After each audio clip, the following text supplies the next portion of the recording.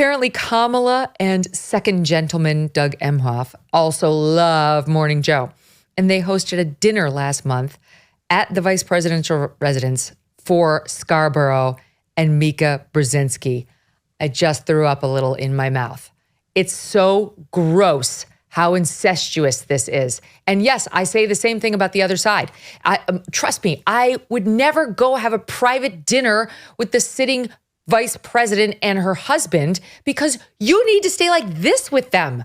I mean, only if you can prove that you can not be a bootlicker on the back end of that meeting are you allowed to do stuff like that. And these two cannot do that. I mean, I'll just give you, we pulled just a sample of Scarborough's coverage of Joe Biden. You tell me whether you think he's managing to maintain the arm's length distance that any professional media personality ought to be able to do. Watch it.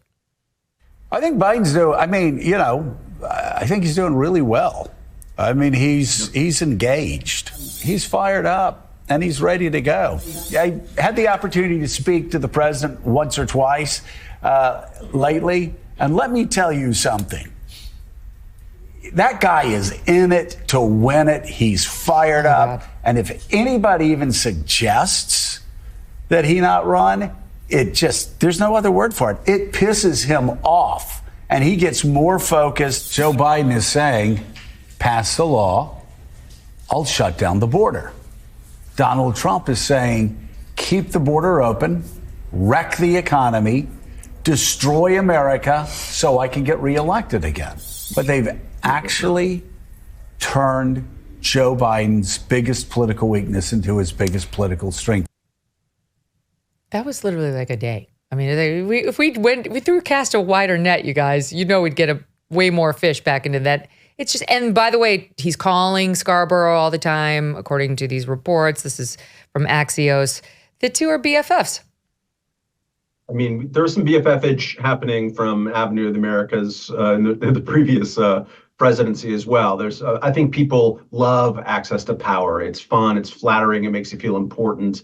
I'm with you, Megyn. I find it to be just sort of tawdry and strange. I wouldn't understand what that even felt or smelt like. But one thing about Scarborough, and you can always tell it's really convincing what you've heard in your private ear when you speak in utter cliches about it. It's like, I've talked to him and I can tell you, he's fired up and ready to go.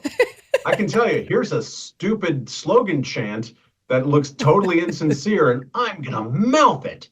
It's not convincing at all. What's convincing is the only thing you communicated there is that you get to talk to the president, and it's kind of neat for a guy on cable. Yes. Congratulations. Pinky. That's exactly right. I just am too distracted by the fact that Matt looks a little bit like Joe Scarborough today. What? Thank you, Megyn. What are you saying? Because he has a tie on? No. As we sat down to record, he was like, I think I look like Joe Scarborough today. And I was like, ooh, we're going to fix that later on. We'll do a makeover. We'll do it before and after.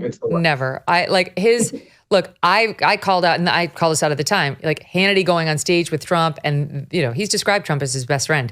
They were way too incestuous for my liking. And I said so at the time.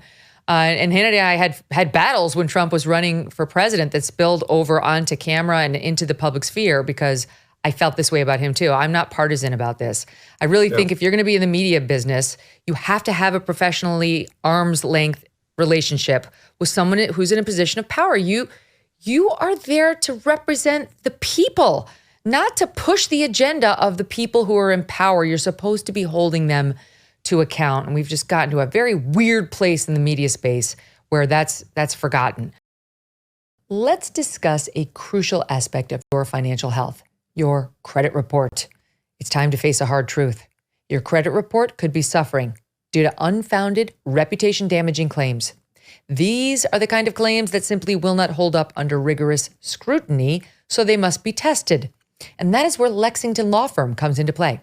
For less than $100, Lexington Law champions your cause using a comprehensive arsenal of consumer protection laws to fight for your best credit report. Lexington Law is fully equipped to challenge those exploitative creditors and aggressive debt collectors who obstruct your financial path. Go and visit lexingtonlaw.com for a complimentary credit assessment. Then let their experts place your credit under the microscope, ensuring that it reflects your true financial story. remember to mention that Megyn referred you at lexingtonlaw.com.